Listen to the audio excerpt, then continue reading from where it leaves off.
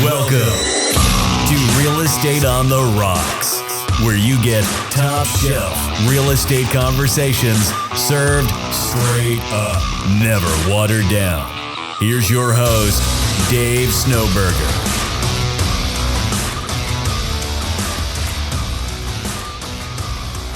All right, welcome back to Real Estate on the Rocks. My name's Dave Snowberger, and today we are joined in the studio with Marshall Tucker. and James Mendez. who? James Mendez, the new guy. Anyway, gotcha on that one. All right, so hey, how was everybody's weekend? It was good. Had nice. an impromptu open house and an impromptu showing for some new builds. Oh yeah, Yeah. impromptu. What do you mean? Just open house came out of nowhere? Yeah, pretty much. It kind of got thrown at me. One of the other agents got sick, got the flu, and needed somebody to stand in for her, so I volunteered to help her out. Must be nice. You got a lot of things thrown at you this weekend. I did. I appreciate the little Interesting. alley. You had a buyer thrown in your lap also. I know. Just literally thrown at me. Referral. Buy a referral. Oh, Yeah. Very important. very important throwing that referral. There will be a referral fee added to that transaction. Yeah. But it works out. He's a good guy, good timeline, so definitely a good win. Well, good. Good for you. Good for you. Marshall, how'd it go this weekend? I know that you had some... Yeah, had some showings. Got something under contract for some friends of mine. So pretty good weekend. Nice. So nice, productive weekend. We put another one under contract on the sale side. It's been a long time coming. This property was on the market for 250 days. We finally got it there. It took a lot of... I feel like it's my own house now. We've had it for so long. jumping out of the box, right? I feel like we're losing something that was just there all the time, just became one of those things to run another Facebook ad on it, but finally we put it out in front of enough people through the marketing, and someone came in, cash offer, actually at asking price. 250 days on the market. We've had some price reductions in there, so the current asking price is what we got on it, which was pretty nice, and that actually closes the next week. Nice. And you want to hear Knocked the home run me on this off one? the leaderboard. Dang it. Knock it out of the park. Want to hear the one on this one? The nice little surprise on this one was we weren't able to find this particular seller a place to live. Every house that they wanted in that $700,000 range was for some reason going under contract really quick.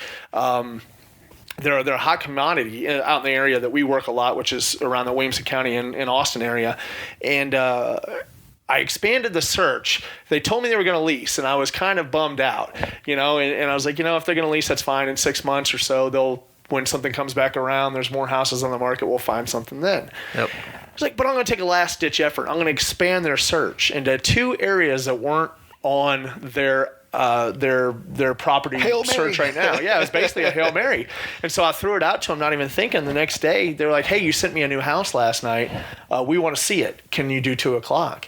And I was like, yeah, I'll do 2 o'clock. And so I looked at the house, and on my way over there, I got there and I pulled up my app on the phone. I looked at it, and it said bonus. So I was like, what the hell's the bonus about? I was like, cool, it's got like an extra 1%. $50. Yeah, it's got an extra 1% on there. I was like, everybody likes a 4% commission. No. It had a 6% commission on it total. Oh, very nice. Yeah, so it had a 3% bonus on it. Dang. And so I was able to, I actually told the buyers, and which are my sellers as well, and just told them like, hey man, this one is pretty sweet deal. It's got a 6% commission attached to it.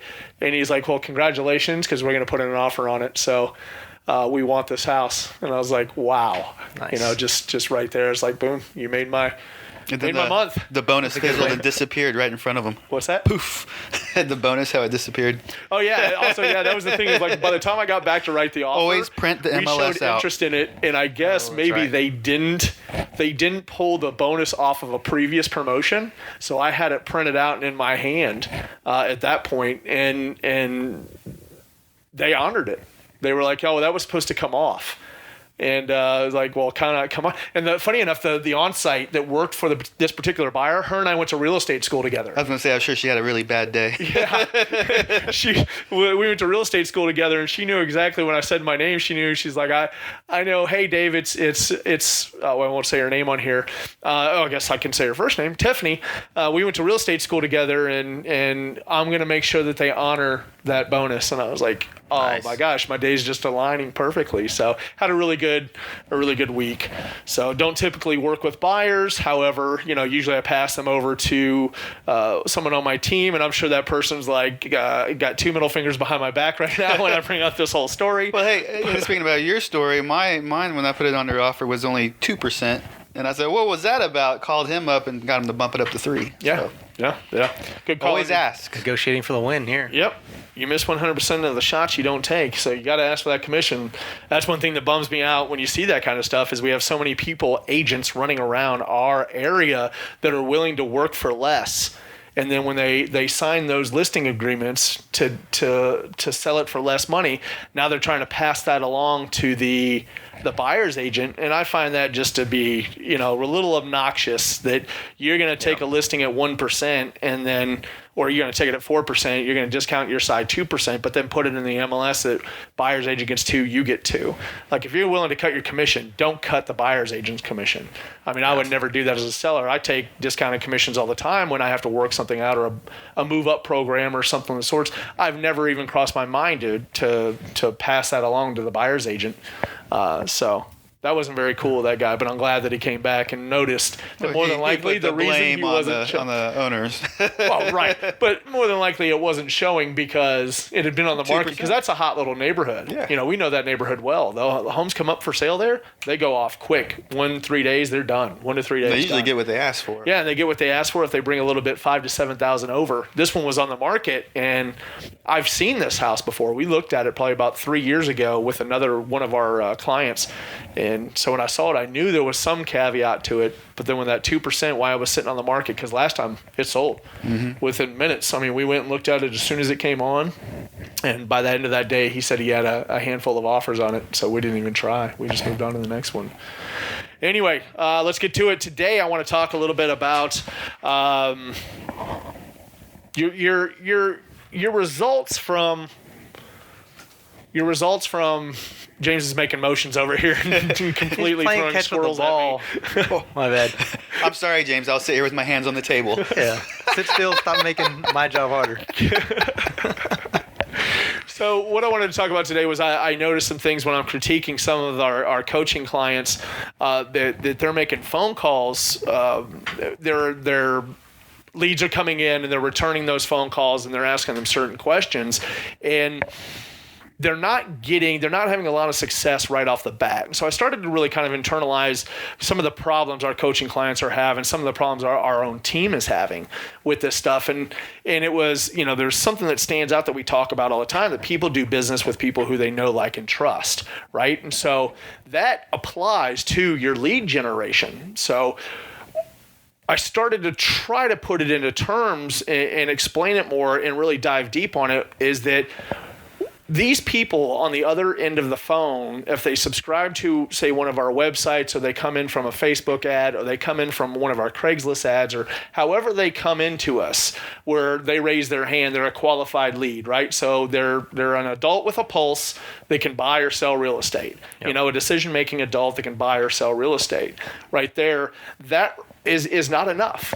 And a lot of agents coming into the business, they don't realize that this has to be cultivated a little bit more. You have to somehow ask enough pre-qualifying questions. That's not pre-qualifying to see if they can buy, but pre-qualifying to see if they even want to do business with you. If you can get to know them is the most important thing. And so can you set up a substantive conversation to have another time? So there's the lead, you get the lead, you call the lead.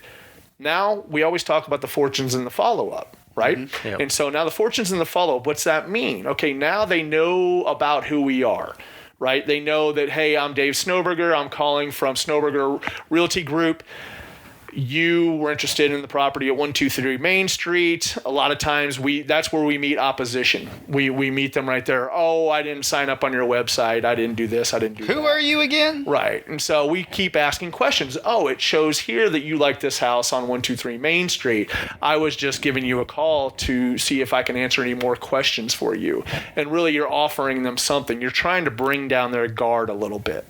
Yeah. And as soon as you're able to bring down their guard, it's all about the questions. It's all about the information, right? And so you just keep asking them great questions. What's the reason for the move? Why were you interested in this property? Are you investing?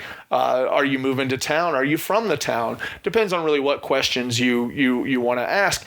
And all these questions is to lead up to the follow-up. Setting up the next phone call, setting up the next time you're going to chat. If you can pull that off within 3 to 5 days, maybe 7 days, and you can have another conversation with them, you're one step closer for them getting to know you. Right? Yeah. And so then you put yourself in a position to where, okay, now this person, after 2 phone calls, they know me a little bit. Now I have to put myself in the position that more follow-up will lead for them to like me. I'm offering so much value in my questions, and I'm really hearing what they have to say, and I'm finding out what their Connecting with them. Right. Their interests. Ford, right? That's a good one. What their family, occupation, recreation, dreams. Those are 4 great questions. The other one is who, what, why, where, why. How. Who, what, why, where, when, how, right? Yep. And so those are 5 other great questions. And so you have 9 questions right there that you can ask these folks through a period of 1 to 2 phone calls to get them on the same page, that they know you and like you, and moving 1 phone call closer to get them to trust you. Yeah. Right? Those questions are easier than trying to memorize, especially initially, than trying to memorize all the scripts and how to transition your bridges to follow-up questions. And if you just have those written out, absolutely, this is significantly easier. Like, oh, all right, well, what are they doing? Right. When are they doing it? Like, you can just follow that one and it's all about a move or a transition. So sticking with that is definitely a lot easier than memorizing all the scripts. Right, and we'll put an infographic up on the Real Estate on the Rocks Facebook page that has that Ford. It goes 2 ways: Ford, family, occupation, recreation, dreams, or a lot of people say FROG, family, recreation, occupation, goals.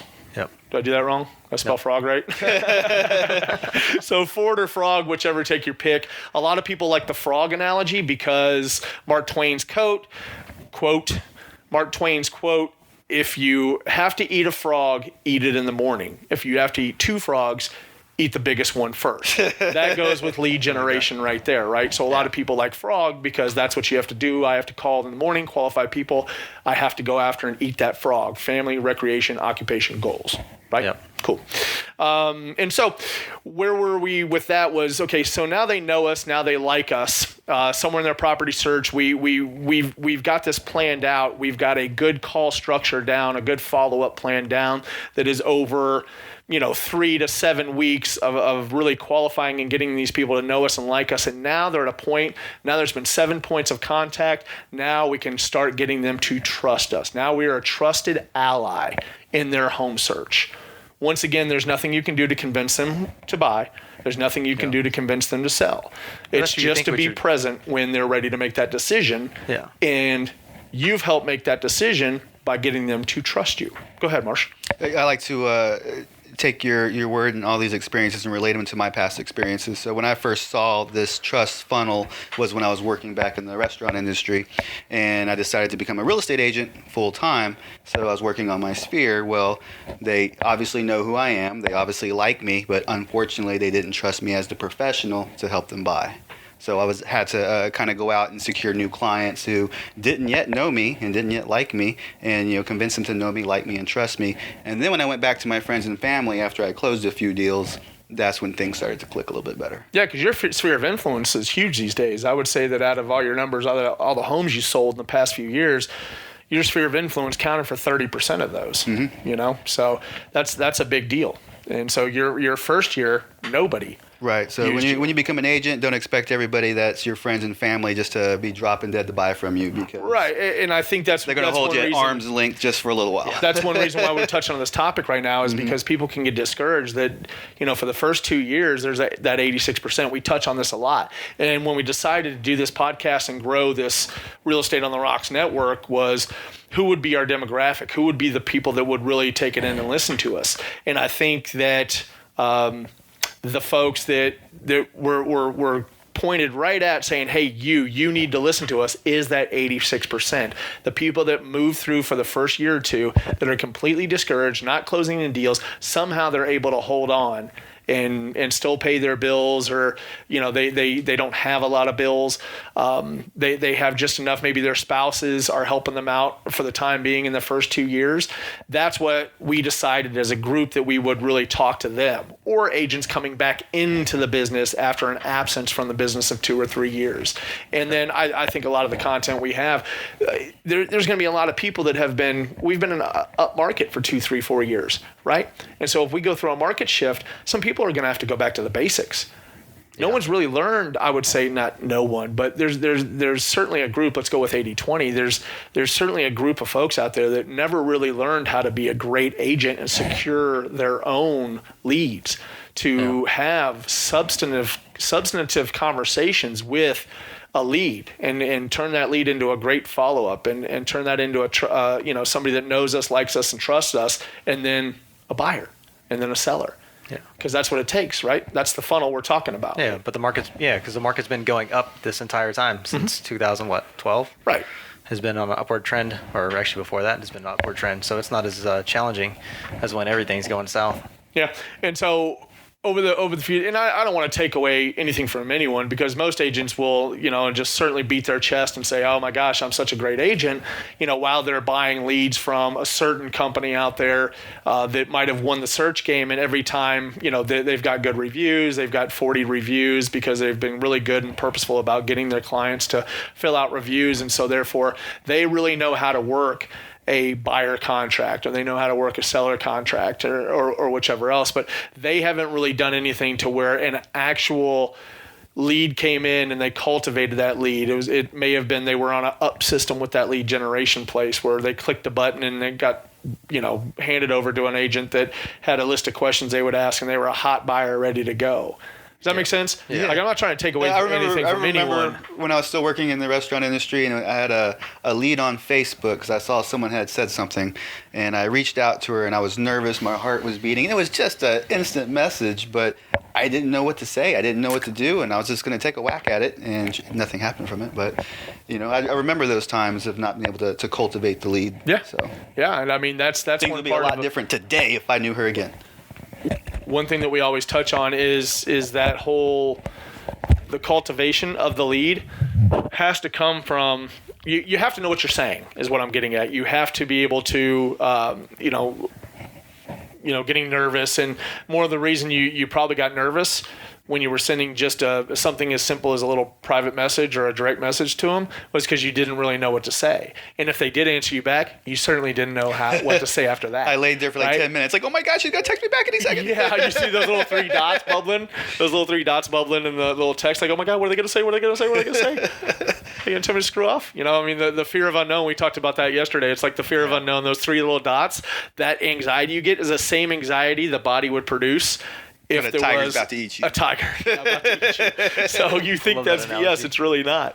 So, yeah, and this is what, when we talked about cultivating leads and going back to it, a lot of the people that are coming into our business right now that aren't a part of brokerages that have great training programs, they really don't know what to do. They don't know what they don't know, right? And so this is why we pitch the whole practice scripts and role play. Being the first part of our job as professionals. It's, once again, our job description is lead generate, lead follow up, go on appointments, negotiate contracts, and practice scripts and role play. I think that first year, that needs to be practice scripts and role play, then lead gen.